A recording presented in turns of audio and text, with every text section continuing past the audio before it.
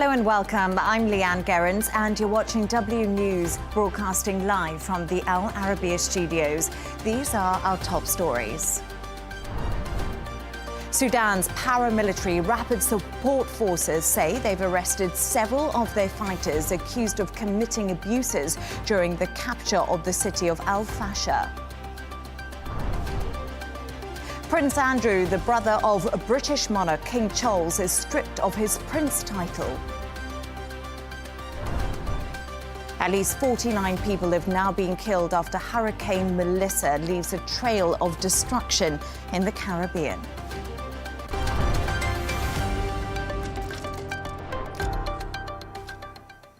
Now, Sudan's paramilitary rapid support forces have said it's arrested several of their fighters accused of committing abuses during the capture of the city of Al Fasher. Meanwhile, UN officials have warned that large-scale atrocities were underway in Sudan's Kordofan region as paramilitary forces advance, while residents in Al Fasher, a key city in the neighbouring Darfur region, were being subjected to mass horror. For more on this, I'm joined in the studio by Al Arabiya's geopolitical security analyst, Riad Kahwaji, and Michel Olivier Lacharité, head of emergency operations at Médecins Sans Frontières. Thank you so much, Riad and Michel, for joining me in the studio today. Riad, let's start with you. Who are the main military factions involved in this ongoing unrest that we are seeing in Sudan? Well, for several years now, for the past 2 or 3 years, we've had the armed forces and the RSF. The RSF and the armed forces jointly were part of the movement, the coup d'etat that toppled the previous president, Omar Bashir. RSF originally was born out of militias in the area of Darfur. The former regime had employed warlords over there to help in subduing uprisings in that part as far back as 2003. So the genocide and atrocities in that part of Sudan is not something new. It did not start just a few weeks ago. This has been ongoing since 2003. Then again recurred about 2015. I was amazed at the number of studies and researches in peer-reviewed journals about the genocide and atrocities committed in that particular region for the past 20 years. And it's still the same people, the RSF, that were previously militias. The commander, General Dagalo, known as Hamiti, was also a warlord. And he emerged and rose to power, and he was given a military title, Major General, as a reward for his contributions and subduing the revolt or the uprising in that part. And we've been seeing this. It's mostly like ethnic between Arab and the African tribes down there. And as in most civil wars, this one has seen a lot of ethnic cleansing, genocide, as one part is trying to force the other group out of this whole region. And that's led to the displacement of millions of people. And Michel, we're just speaking to Riad there, and he talks about the atrocities, about the displacement, about the humanitarian crisis that's unfolding in Sudan. What are you hearing? What are MSF teams saying on the ground? What are they witnessing? How serious is this? So MSF is working in several states in Sudan at the moment, and we were forced to withdraw our staff and medical activities in El Fasher in the past year due to the ongoing violence. And we had as well to close and stop all the activity in the neighboring internal displaced people close to El Fasher in Zamzam in the month of April when the RSF attacked the camp. So the last week, what we are seeing, because we open a new hospital, or we support a new hospital in 60 kilometers from El Fasher, and what we see from the people coming and taking refuge in Zamzam is really that a massacre is ongoing. The people are exhausted and dehydrated. We are doing the case management of civilians affected by gunshots. So in the past 2 days, we are taking in charge roughly 100 people affected by gunshots. And since mid-August, we treated more than 500 people who have been victims of torture. I can talk as well about the sexual violence. So this is more than 200 cases that we manage in the month of September. But this, in the past week, is a peak while the people are moving out of El Fasher. But this is a pattern we have seen in the headlines that some people were arrested in the past days. But this is not the case of one person alone. This is a system. This is ongoing since months. And this is what we portrayed in a report that we issued in June. So one of the big questions that we have today is the flow of people moving out of El Fasher, reaching this city of Tawila, but even the other cities around. This flow of people has stopped since a few days. So our big question is, where are the thousands of people who were supposed to move out of El Fasher? So we are very concerned. Are they detained? Is there any bloodbath somewhere? So this is one of the questions. So everyone is referring to El Fasher like something is over, although we are calling to the RSF to spare the civilians, spare the medical structure, the humanitarian, but there is a big question on where are the thousands of the people of El Fasher. And I think this is a repeat of the previous conflicts in that part in the past 20 years.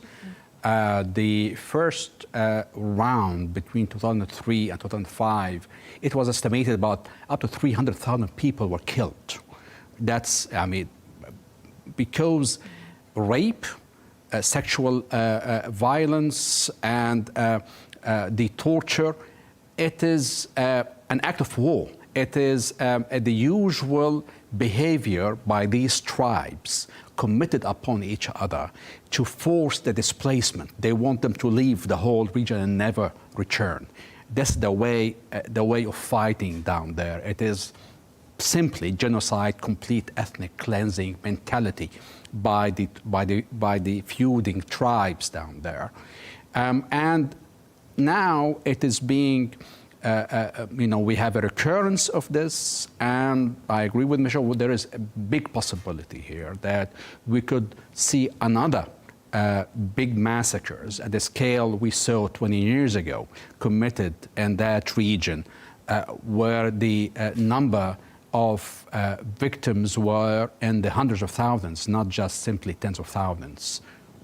And what Riad is saying then, what you are saying there, it's an absolute harrowing picture that's being painted, and we're thinking about hundreds of thousands of people. And right now for MSF, for the humanitarian workers on the ground, for people to actually get help to these people who are missing, who are displaced, who are going through an extremely traumatic time. How dangerous is it for the aid workers? So it's true that the security is really at stake. It's at stake for the humanitarian workers. So MSF, we have 500 staff only in the city of Tawila. This is more than a few thousand staff that we have across Sudan. And every road needs to be negotiated with the warring parties. But referring to security, the biggest problem is really for the civil population who are trying to reach healthcare. Currently, the country is devastated, and half of the health structure is affected by the 2 years conflict. So really the security is a problem for humanitarian, but as well for the population, for them to be capable to reach the air structure. Another problem is that the city of El Fasher was besieged for more than 500 days. And the question of the malnutrition, today the people coming, we are witnessing malnutrition amongst adults, which is one of the key indicator in famine-like situations. So when you start to see malnutrition amongst adults, this is really the symbol of a real medical disaster. And we're talking right now, and as we are speaking, the UN Security Council, Riad and Michel, are holding an urgent meeting, and this comes amid reports of mass killings in the Sudanese Darfur region. My big question is, will this yield any concrete resolution to the humanitarian crisis and to the ongoing fighting? Well, in previous such genocide-level conflicts, this should trigger the right of intervention on the side of the international community. The UN Security Council has acted on previous such horrendous acts of genocide, where it led to, like, we had the case of Yugoslavia, Kosovo, Rwanda, where the UN sent forces that had to intervene to protect the civilian population because of, there is one side that's being massacred and is being left helpless. So the international community finds it is obligatory to them to intervene to save the lives of these people. Now, unfortunately, when it comes to Africa, we have not seen the international community really move fast in saving people like we saw in cases of conflicts in Europe. We hope that this time we can see a rapid action on the part of the UN Security Council to take action, exercise the right of intervention to save the population down there. And Michel, what are you hoping will come out of this UN Security Council? Can anything come out of it?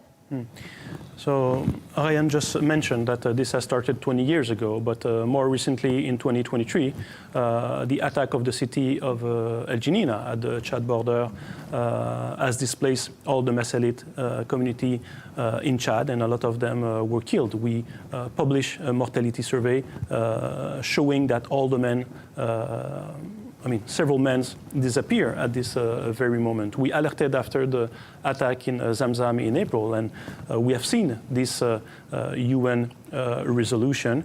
And so we alerted, MSF alerted since the past 2 years with several words, declaration, but with very little action. So clearly, this is the time for action. The 4 main countries with influence, the Quad, as the influence over the conflict. So this is to whom we were calling for more engagement.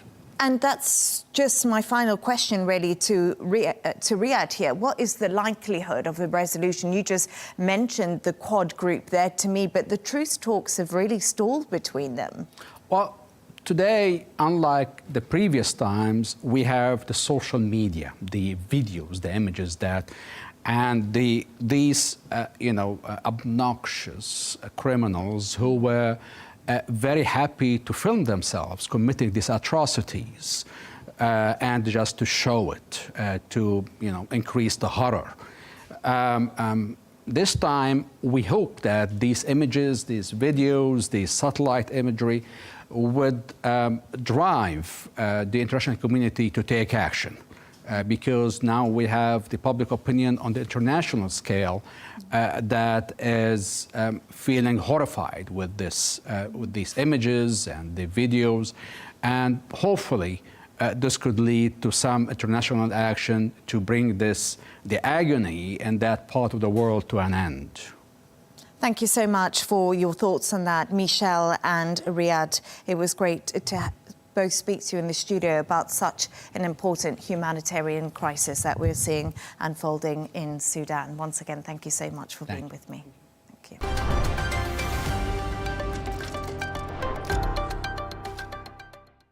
Now, Prince Andrew, the brother of British monarch King Charles, will now be known as Prince Andrew Mountbatten-Windsor after being stripped of his prince title. He's also been forced out of Royal Lodge, his mansion located in the grounds of Windsor Castle.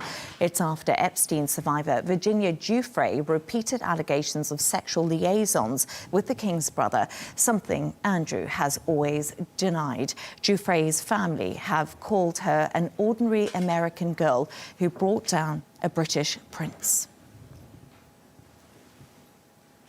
For more on this, I'm joined from London by a royal commentator, Afia Hagen. Thank you so much for joining me. It's great to have you on the show. A lot has been going on in the last almost 24 hours. Let me get my words out. First of all, Andrew is no longer the Duke of York. He's also lost his prince title and his Royal Lodge home. How unprecedented is this moment for the British royal family? You can't overestimate or underestimate how seismic a shift this is for the royal family and for Andrew, formerly Prince Andrew, now Andrew Mountbatten-Windsor. This action hasn't been taken against a member of the royal family in something like 100 years. So this is hugely significant. You cannot underestimate how significant it is that Andrew Mountbatten-Windsor, formerly a prince, no longer can use his royal titles and, of course, removed from Royal Lodge, that 30-bedroom palatial home that he was living in, had a long lease on as well. That lease has been taken away from him, and now he will live on the Sandringham estate. Still another essentially another royal property, but one that is paid for privately by the king, not by the taxpayer. And that's where he will see out the rest of his days. But I think a lot of people are asking the question, why has King Charles decided to banish his brother now, after years of allegations surrounding his relationship with the convicted sex offender Jeffrey Epstein? Rumours have been rife. It was Prince William who was the ultimate power behind that decision. How much of this can we believe? Look, we've been talking about Andrew and Jeffrey Epstein in the same sentence, in the same breath for 20 years or more. So you're absolutely right in saying that these rumours about Andrew and his dealings with Epstein have been around for such a long time. I think there's a couple of things at play here. I think, first of all, was the release of Virginia Giuffre's memoir last week, along with this constant drip feed of information that we're getting from the Epstein files about Andrew and what he has been up to. We know he denies all the allegations that have been levelled against him. But what was coming out in the book and what was coming out from the Epstein files, as well as Andrew's involvement with Chinese spies, and then you had King Charles III being heckled while he was in the Vatican City, as well as on an engagement in the UK earlier on this week. I think all these things brought us to the point where yesterday, King Charles, definitely supported by Prince William, decided that enough was enough. And Prince William, when it becomes his turn, when it's the reign of King William, certainly does not want the Andrew problem to be overshadowing his reign. He wants to have drawn a line underneath it before that time comes. Whether this action does do that, whether it draws a line under this affair or not, remains to be seen. So, Afia, let's talk a little bit about Virginia Giuffre, because speaking to the BBC, Virginia Giuffre's brother suggested Andrew should be behind bars. Could we possibly see him face criminal charges? Now he's basically a normal civilian and has lost all his royal titles. Well, that could potentially happen. You've got some anti-monarchy groups are pursuing a private prosecution or are talking about that. Yes, Virginia Giuffre's family have asked for him to perhaps be questioned by the Metropolitan Police.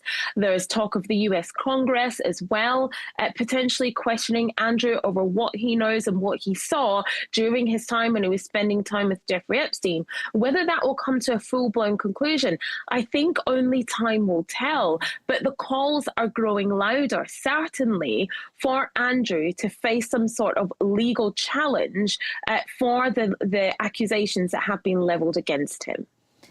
And Afia, as you did mention to me earlier, Andrew has always denied the allegations against him. But what is next for him and for his family, Sarah Ferguson, his ex-wife, and their 2 daughters? Well, what's next for Andrew is moving out of Royal Lodge. Now, it's thought that that may take place after Christmas to avoid that awkward question of whether Andrew will join the rest of the family at Sandringham for Christmas. Of course, that's where the royal family gather for Christmas, and that's where he's going to be staying after he leaves Royal Lodge. So that will be the next thing for him. Sarah Ferguson, his ex-wife, who he still lives with, is also going to be vacating Royal Lodge into private accommodations. Princesses Beatrice and Eugenie remain unaffected titles-wise by what has been going on, so they still remain princesses. So they are not really affected by what happened yesterday when King Charles III took away the titles from Prince Andrew. We are talking about the story right now, but we must remember that there's a family behind this. King Charles and Andrew are, of course, brothers, and this must have been something that had to be dealt with really carefully from the royal household as they do try to make sure their reputation is still standing in the public court of opinion. Do you think that King Charles has done enough, quick enough, now to sort of quash the constant rumours surrounding Andrew? I mean, yes, there is a family behind this, the Windsors, absolutely.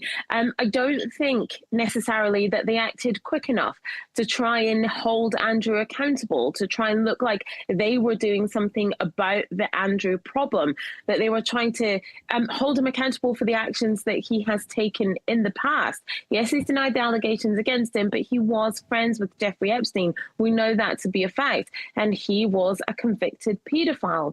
But on the other hand, there is the family of Virginia Giuffre, and there is the family of other young women who have been caught up in this type of scandal. Let's think about them, because we also have to centre them in this conversation. Yes, we're talking about Andrew Mountbatten-Windsor, Jeffrey Epstein, Ghislaine Maxwell. We're talking about the royal family, but we also have to think about Virginia Giuffre in this moment and think about what she went through, what it took to write that memoir, to put all that out there, and how her family must be feeling at that moment too. Remember, she talks about other girls that were on the island with her, other girls that haven't come forward either.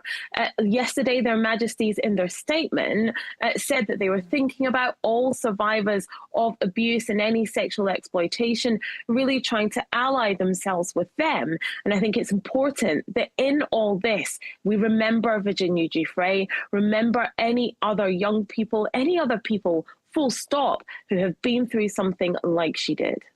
Afia Hagen, it was brilliant to speak to you. Thank you so much for your analysis.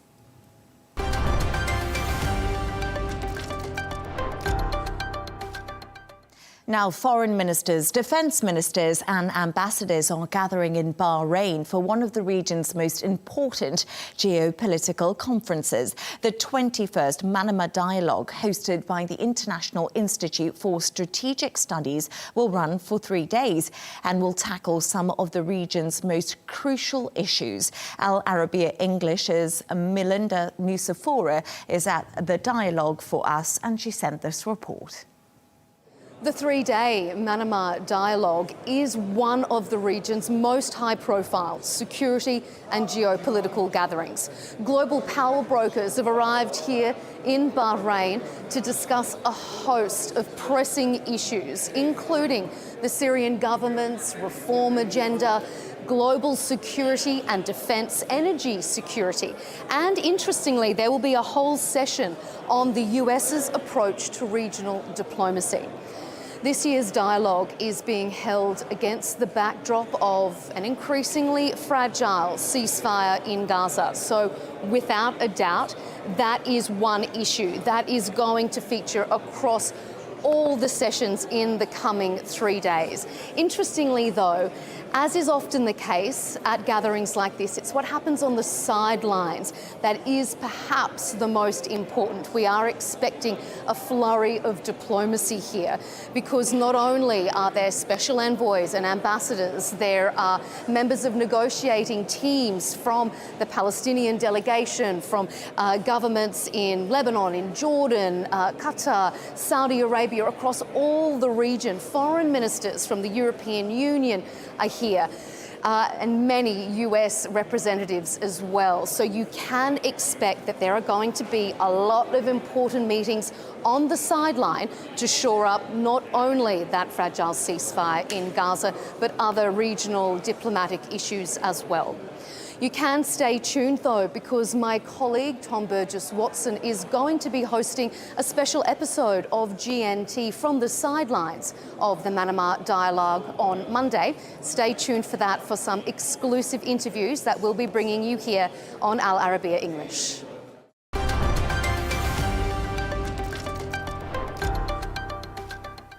Now, Hurricane Melissa, one of the most powerful storms to hit the Caribbean, has now killed at least 49 people. Search and rescue efforts on the island are underway as authorities try to get aid to those in need. For more on this, I'm joined from Washington by our correspondent, Sarah Firth. Sarah, thank you so much for joining us.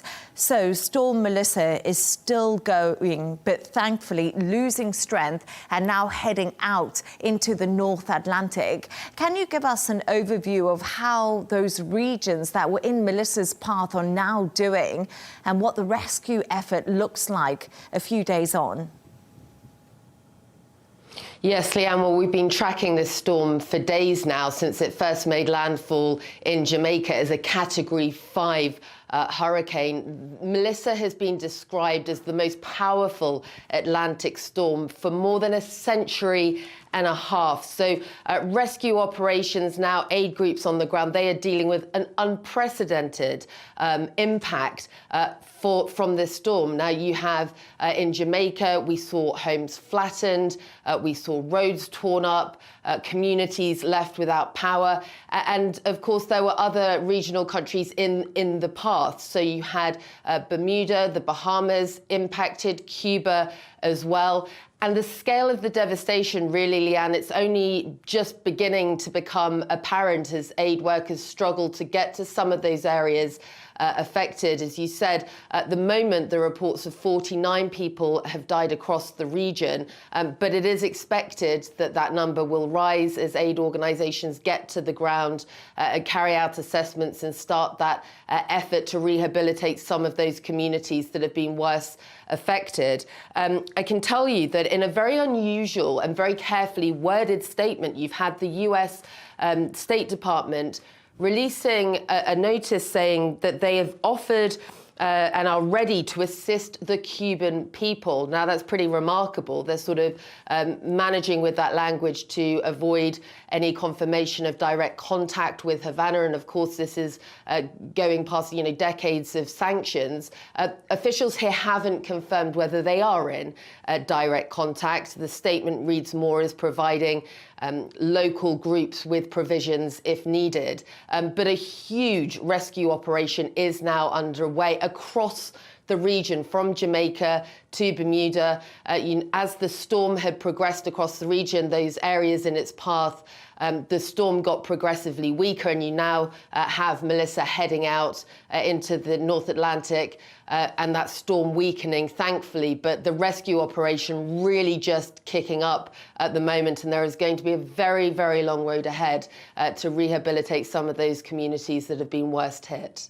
Yes, indeed, Sarah, and those pictures that are coming out of that region, we can see the destruction that is happening there. But let's move on to another story now over in the US, and the FBI Director Kash Patel has announced that a terrorist attack planned for Halloween weekend has been thwarted. Sarah, what more do we know about this right now at this point?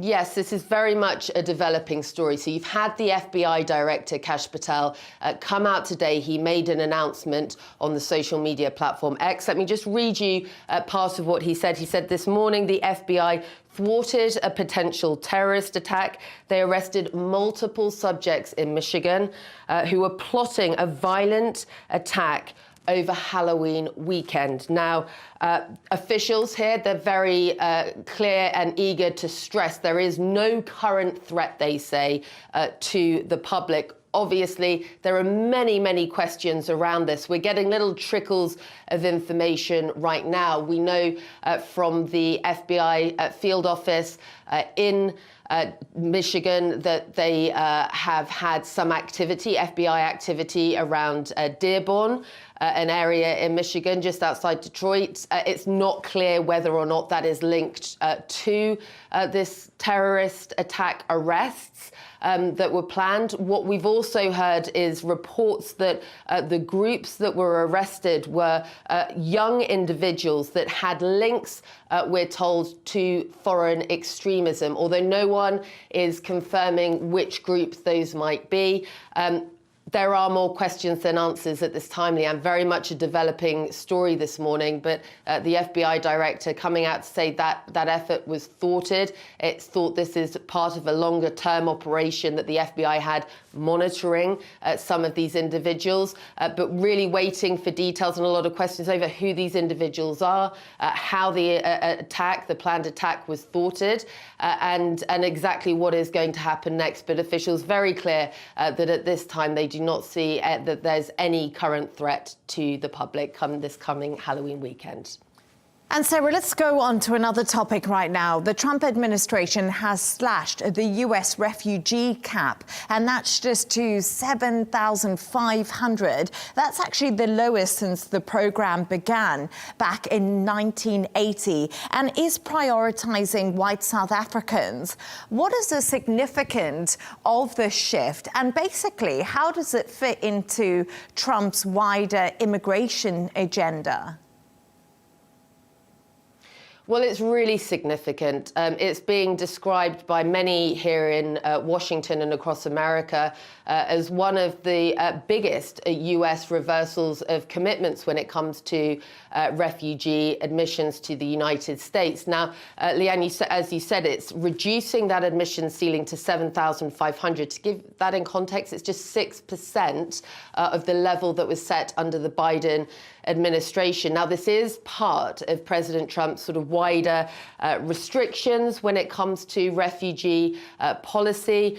We know that officials here in Washington in the Trump administration, they're describing this as part of a broader effort to tighten controls around migration. They're also citing national security concerns. So they're saying that they want to make sure there is no national security risk posed by some of those individuals that will be permitted to enter. But that's 7,500, yet drastically lowering the admissions bar, and also introducing that striking new policy where they've said that prioritization will be given to Afrikaners from South Africa, and they say other victims of illegal or unjust discrimination.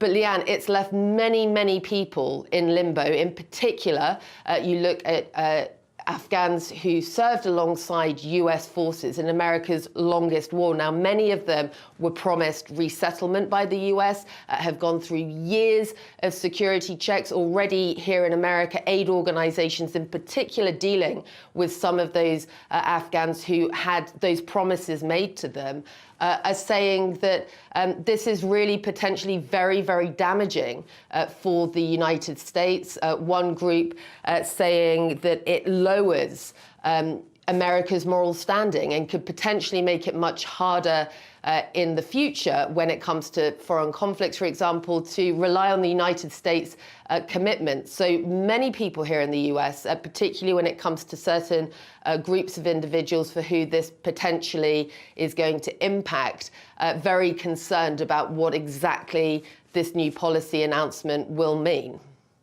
And let's end on a lighter note, Sarah, because Donald Trump and his wife Melania actually got into the Halloween spirit today with a mini-me. We saw them handing out trick-or-treat sweets at the White House. What was going on? Yes, Leigh-Ann, I mean, we discussed the other day our idea of dressing up as the White House administration for Halloween. Well, we were pipped to the post by some young attendees of the Halloween party at the White House that was held yesterday. Now, this is an annual holiday tradition. The children of staffers and those invited to that party absolutely love it. The visuals are amazing. Their costumes are amazing. They go there. The White House is decked out in jack-o'-lanterns and pumpkins everywhere.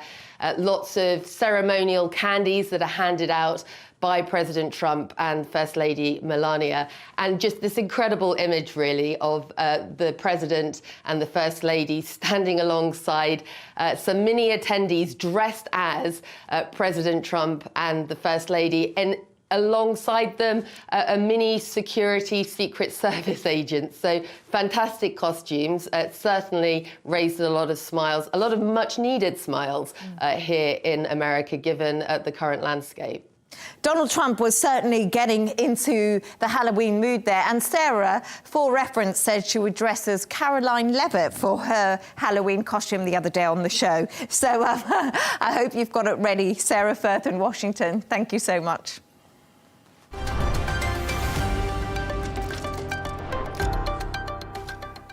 Let's take a look at some of the other stories making the headlines today. Israel has confirmed the identities of 2 hostages whose bodies were returned by Hamas yesterday. It said tests shows the remain were those of 84-year-old Amiram Cooper and 25-year-old Shahar Baruch. The Israeli army has estimated that Amiram was murdered in captivity in February last year and say Shahar might have died in December 2023. The Budapest summit between President Donald Trump and Russia's President Vladimir Putin has been cancelled. The Financial Times reports that Russia sent a memo to the US ordering Ukraine to surrender more of its territory, reduce its army and withdraw its application to join NATO. US Secretary of State Marco Rubio told Trump that Moscow was showing no willingness to negotiate in order to end the war with Ukraine. India and the US have signed a deal to expand defense cooperation over the next 10 years. After meeting with US Defense Secretary Pete Hegseth, India's defense minister said the deal will enable them to access new military technology. New Delhi is expected to spend more than $200 billion to modernize its army.